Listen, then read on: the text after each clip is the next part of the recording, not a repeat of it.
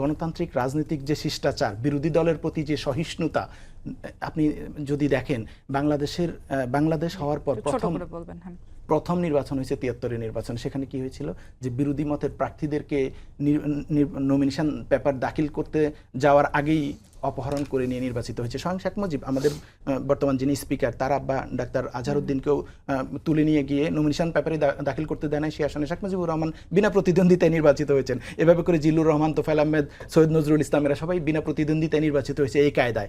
আপনি যদি দেখেন ৭৪-এ আমাদের উপরে কি দুর্ভিক্ষ হয়েছে, আপনি যদি দেখেন যে এই জাসদ বিরোধী দল ছিল, জাসদের ২০ থেকে ৪০ হাজার নেতা কর্মীদের হত্যা করা হয়েছে এবং সিরাজ শিকদারকে হত্যা করে সরাসরি সংসদে এসে বলছে আজ কোথায় সেই সিরাজ শিকদার।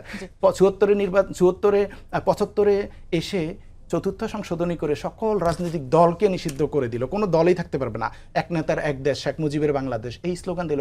এর চেয়ে রাজনৈতিক অশিষ্টাচার আর কি? গণতান্ত্রিক অশিষ্টাচার, যে গণতন্ত্রটাকেই জবাই করে দিল, আমাদের গণতন্ত্রটাকে হত্যা করলো।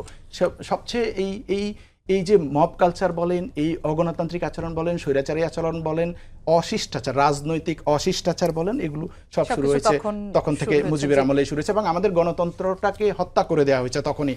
জিয়াউর রহমান যদি, আল্লাহ জিয়াউর রহমানকে যদি আমাদের জন্য না নিয়ে আসতেন তাহলে আমরা অন্ধকারের মধ্যে থাকতাম। জিয়া এসে বাঁচিয়েছেন বাংলাদেশ।